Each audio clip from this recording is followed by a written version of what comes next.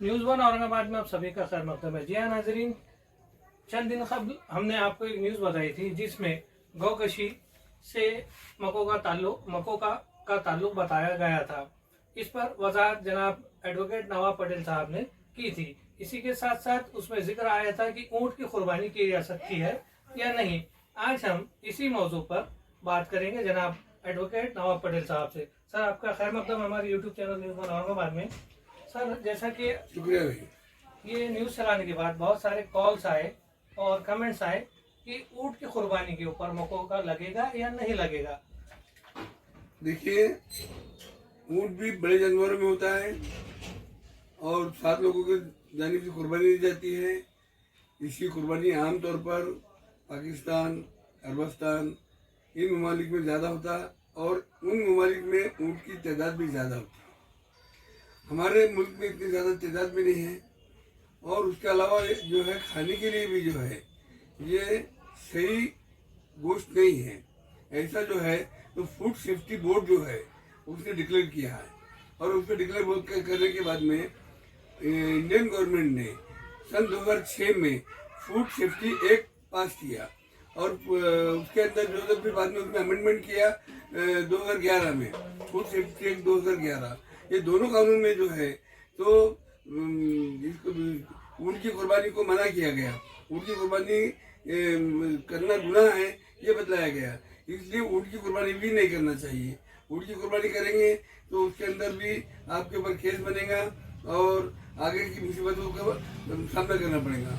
जबकि हमको अल्लाह ताला ने बकरे की इजाज़त दिया है, मेंढे की इजाज़त दिया है, दुम्बे की इजाज़त दिया है, तो फिर हम क्यों ऊँट के और बैल के और गाय की औलाद के पीछे पड़े।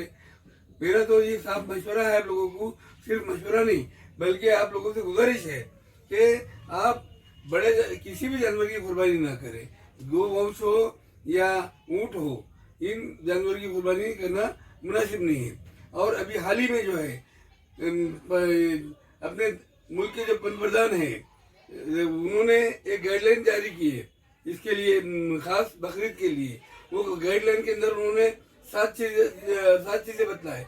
ये 7 चीजों पर अगर कोई अमल नहीं करेगा तो उनके ऊपर केस किया जाएगा। ये 7 में जो है तो पहले शुरू है खुले में कुर्बानी नहीं करना चाहिए।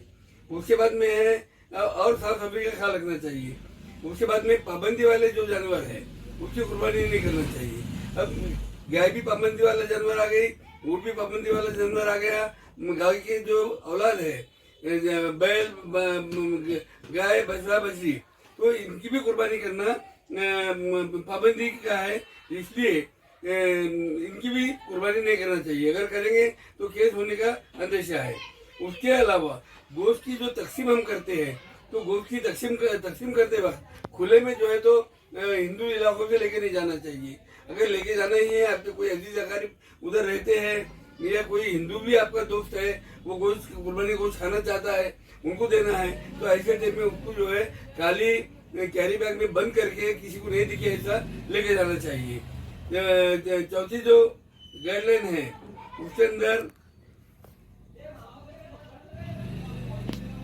कुर्बानी के जानवर की फोटो जो है वायरल नहीं करना चाहिए। अभी आजकल हमारे लोगों को बहुत शौक हो जाता कि ये कुर्बानी के जानवर के साथ खड़े रहे, कुर्बानी के जानवर को जुबा कर रहे, कुर्बानी के जानवर को जुबा करते हुए जो है तो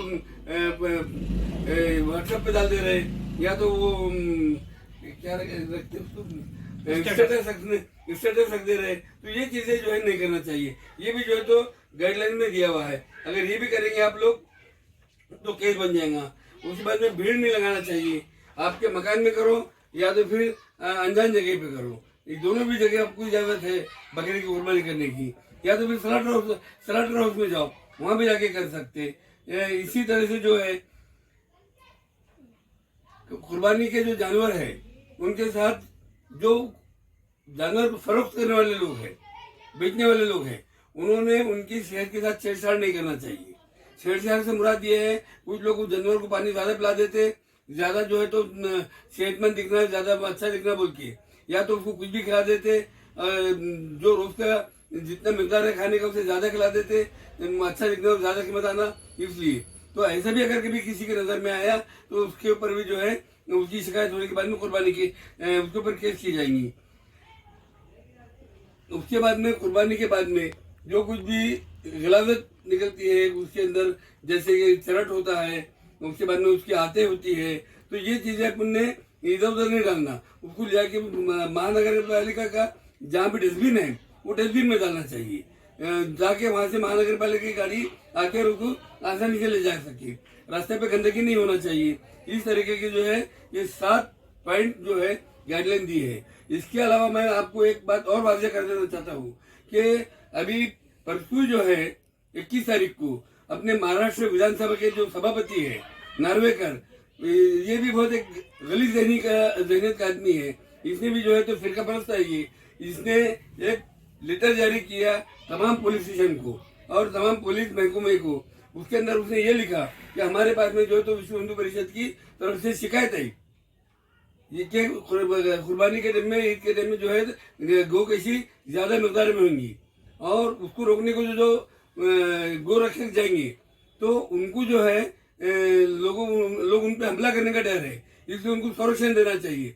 ऐसा उसने जो है उनका लेटर का हवाला देके लेटर लिखा। अब यहाँ पे बात तो साफ नहीं करा उन्हें, साफ इसलिए नहीं किया कि उसको गवर्नमेंट में है, वो गवर्नमेंट में रहते हुए उसको साफ बोलते नहीं आता कि भाई तुम जो गौ रक्षकों को जो रोकने दो बोल के, लेकिन गौ रक्षकों को संरक्षण दो। इसका मतलब ही ये होता है कि गौ रक्षक जो है वो आपको रोकने के लिए आएंगे और आपने जो है उनके साथ में झगड़ा करना और महाराष्ट्र के अंदर फसाद बर्पा करना।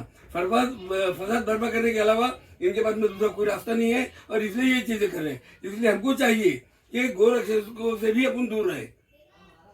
अगर कभी अपने को कोई गौ रक्षक दिखा, उन्होंने आपको चढ़ाया तो सीधे से अपने लिए पुलिस स्टेशन है, तहरीरी दरखास्त देना चाहिए। आप मोबाइल पे भी दरखास्त दे सकते हैं, उनका ऐप है पुलिस का FIR दाखिल करने का। वो ऐप के ऊपर आप दरखास्त दो उनको और बोलो साहब ये गौ रक्षक है और ये जो तो हमको यहाँ पे अड़ा रहे, हम जो है बकरे की कुर्बानी कर रहे हैं, लेकिन ये बकरे के गोश्त को भी जो है गोश्त बता रहे हैं। ये बात सब जो हकीकत है वो बताना चाहिए और बोलना चाहिए।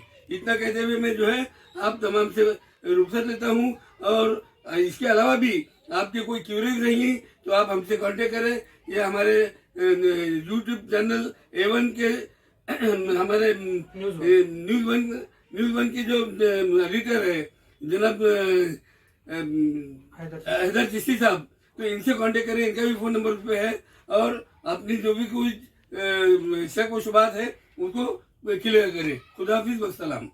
जैसा कि नाज़रीन हम जनाब एडवोकेट नवाब पटेल साहब से बात करके ये समझ पाए हैं कि ऊंट एक बड़ा जानवर है और हिंदुस्तान में कम पाया जाता है और जिसके खाने से पेट में तकलीफ हो सकती है, हाजमा खराब हो सकता है। इसलिए food and security act department जो है उसने भी इसको बैन किया है। सर सवाल ये बनता है कि अगर कोई ऊंट की कुर्बानी करता है तो उस पर मकोका लगेगा या कोई और एक्ट लगेगा? उस पर मकोका तो नहीं लगेगा क्योंकि तो मकोका सिर्फ गाय के लिए बताया गया। अलबत्ता उनके ऊपर जो है तो फूड एंड सेफ्टी एक्ट इसकी धारा के तहत केस बन सकता, तो उसी एक्ट के तहत इसको मुमानियत की गई। जी तो नाजरीन ये थे जनाब एडवोकेट नवाब पटेल साहब जिन्होंने वाजे कर दिया है कि ऊंट की कुर्बानी पे मकोका नहीं लगेगा, मगर हम आपसे दरख्वास्त करेंगे फिर भी आप ऊंट की कुर्बानी ना करें।